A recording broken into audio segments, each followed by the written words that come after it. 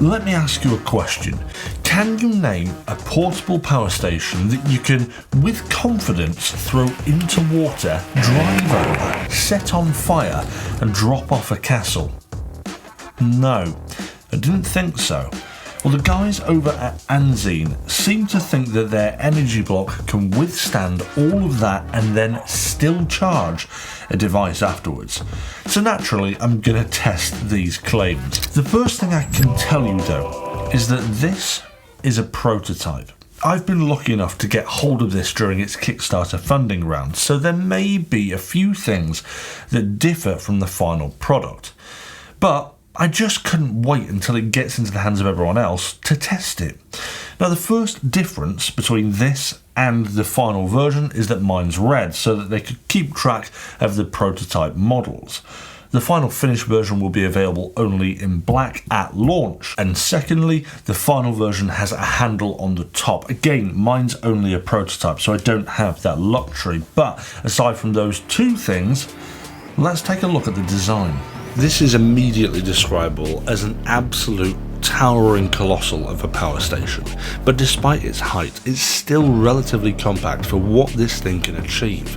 It's got an anodized aluminium exterior that sparkles ever so slightly, and some further design flares that may or may not be functional to reduce the internal heat. The controls are Spartan, but there are a ton of different ports, which most interestingly can be removed or added to suit what you're doing. Initial impressions on the design is that it looks simplistically industrial, but has a few really awesome features, starting with the extension module, which is possibly the most understated piece of technology about this thing. If you take this module with you, this module is designed to give you 2 extra USB ports and 2 extra USB-C ports. This together gives you a good amount of ports to charge everything you could possibly bring with you. Perhaps more importantly, if you choose to leave it in a stationary location, it acts as a form of docking station that can accept both mains power and solar power to charge the battery. Now, I really like this concept. I've always been a fan of simplistic docking devices, and this couldn't be simpler. Drop it onto it after a long day out in the field and it'll charge it up for you, ready for the next day out. Or if you do decide to take it with you, then obviously you can plug it into that solar power to get that docking capability anywhere the sun shines. The only problem with that is that we haven't seen the sun in the British Isles since 1994.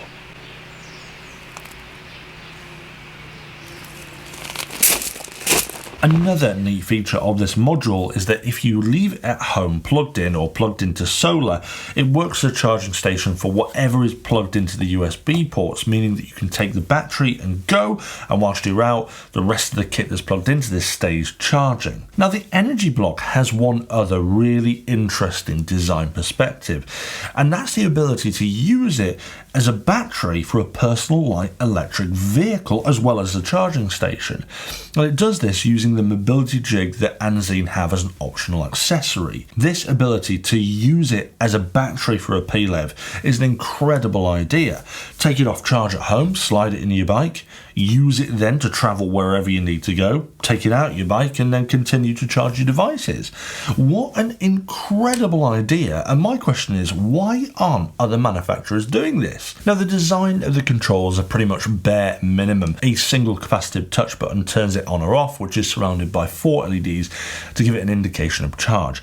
Perhaps here I would have liked a slightly more in-depth understanding of the charge, perhaps even a small LED percentage display, but then again, I think the point here has been to remove as much of the things that could possibly break if you put it under stress, essentially to make it as durable as possible, which is where the Anzene Energy Block has caught my eye. I mean, they've made some incredibly bold claims that this can withstand some of the harshest treatment that you can think of and still live to charge your phone. So it's about time we get stuck in and test that. I know that it's likely going to end up with several scuffs and possibly even a few dents here and there, especially with its lovely anodized exterior. But on the other hand, it is metal, so that should add to the durability. But at this point, it's anyone's guess whether it's going to survive what I'm about to do to it. Warning though, do not try this at home. I am a fully untrained idiot, but I do these tests so that you don't have to. All proper precautions have been arranged, so let's take a look at the first test. Let's start with the water test. So I thought I'd come to a more natural location like this river to test this out. I don't know if I'm ever going to get that back again. Right, that's probably been long enough now. Been about 10 minutes. Let's get it out and see if it still charges.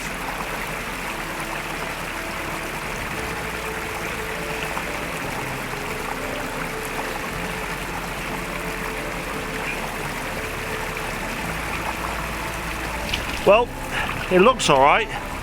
Light still comes on, that's a good sign. I should probably let this dry out first, but I'm not going to. Okay, hey! So that is test number 1 out of the way. It survived the water, but will it survive being crushed? The Land Rover is in the garage, being looked after by one of the mechanics, so I'm going to use this Toyota Yaris instead, but it should do the job.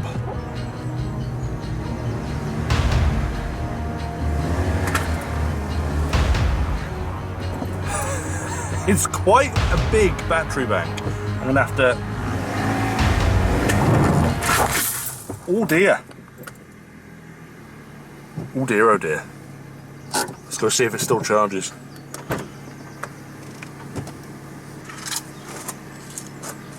We've got some... Do you know what? Actually, that's handled it better than I thought it would. It's got a lot of different scrapes on it now from the gravel on the floor, but other than that, it's survived quite well. But does it charge the phone? That is the question. Hey! Look at that! It's survived taking a dip in a river. It's survived being driven over. Now just set it on fire.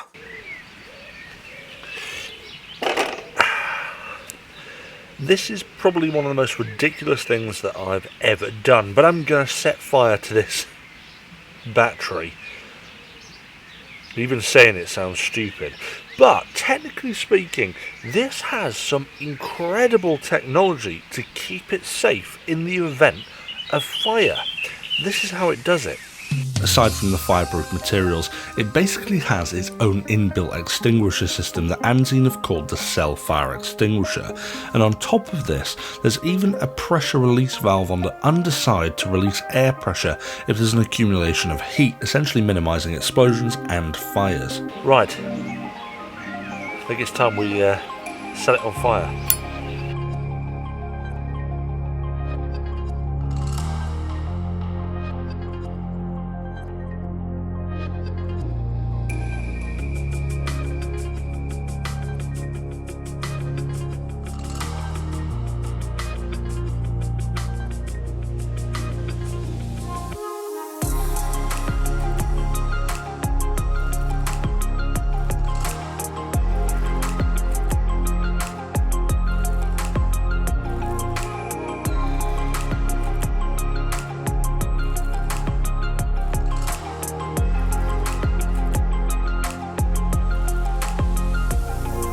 Okay, well, it looks a bit melty at the moment, and it's quite hot. I can feel it. I can feel how hot it is through the battery. So I'm going to put it to one side and let it cool down. Okay, so it's cooled down enough, and it looks alright. On the bottom it looks pretty much the same, on the sides it looks the same, on the top it's a little bit melted,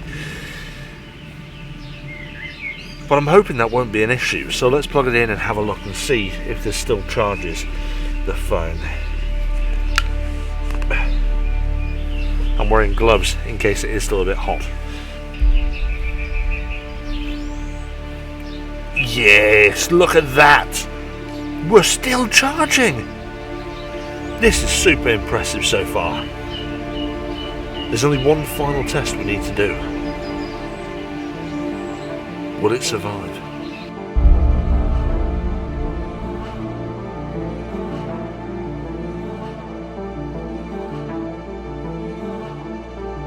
this battery has survived being drowned, it's survived being run over, it's survived being set on fire, but will this battery survive being dropped out of a castle?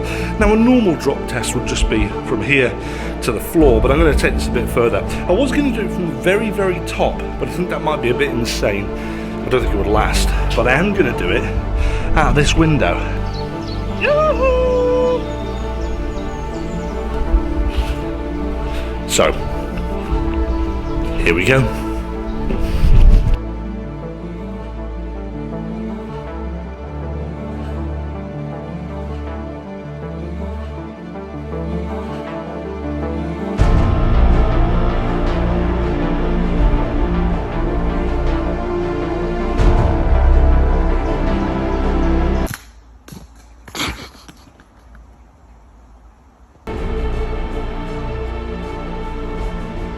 Oh dear, that was a very big drop. I'm running down all the steps now to see whether or not it has survived. Let's see how it's done. Well, it seems okay. The real question is, does it still work? So back to the studio to find out. Before we take a look at the entirety of the damage and to find out if it still works after dropping it from a castle, let me know what you think of today's episode in the comments below, and if you did enjoy today's episode, don't forget to hit that thumbs up and subscribe to see more STU'S reviews. But it's probably time we take a closer look. From the front, it's almost hard to tell that anything has happened to this device at all. The worst is on the side, where it took the full force of the gravel when I drove over it in a vehicle. As you can see, it literally has no deformation to the design or shape at all, except the odd scratch here and there. Even the bottom, which is rubber, has started to peel a slight bit, but it's generally speaking almost perfect. The worst, of course, is the very, very top, which did get set on fire just a little bit, and it has melted the plastic. Considering what I've done to it, it looks pretty good. But the question is, does it still work? Now, on the back we've got your little control panel here, and you'll notice that it actually has a light that still is operational. That means there must be some charge in the battery. So I've got high hopes for this now. So let's have a look. Here it goes.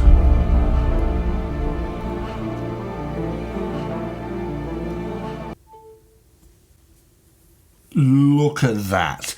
This thing, that's insane. I'm speechless. This has been drowned in a river, run over, set on fire, dropped out of a castle, and yet it still charges my phone. Anzene weren't lying when they said it could do all that. As I said at the beginning, this thing is just a prototype of the final finished version. But the fact that this as a prototype can handle all of that, that's just super, super impressive. In respect to how much this costs, because it's a Kickstarter, there's various different pricing available. All I'll say is go and check it out at the links in the description, and you can see how much you can get it for in your local currency. But what I will say is, having a look comparatively across the entire market for batteries with the same sort of capacity and capabilities, this is actually very, very competitive and probably comes in somewhere near half the price of some of the competitors, which is absolutely astounding, especially with those early bird discounts over on Kickstarter. It's unbelievable, considering what this thing is capable of doing and still working. Do you know what? This isn't just one of the best battery banks or power packs or power stations, whatever you want to call it, that I've ever reviewed. I think this is possibly one of the best things that I've ever reviewed, hands down. It's just so impressive, and it's astounded me. It has astounded me that this thing is still working after all of that. And you know what? I'm genuinely a bit sad that I've destroyed it. And that concludes today's review. Guys, remember, if you are going to take a look at this, I'll leave a link in the description below. Just please make sure that you make yourself aware of all of the T's and C's of Kickstarter. This has been a prototype. I haven't got hold of the final version, so it may differ slightly, but it is one of the most impressive devices that I've ever had the fortune of seeing whether or not I could destroy. I'll see you back for another episode of STU'S Reviews soon.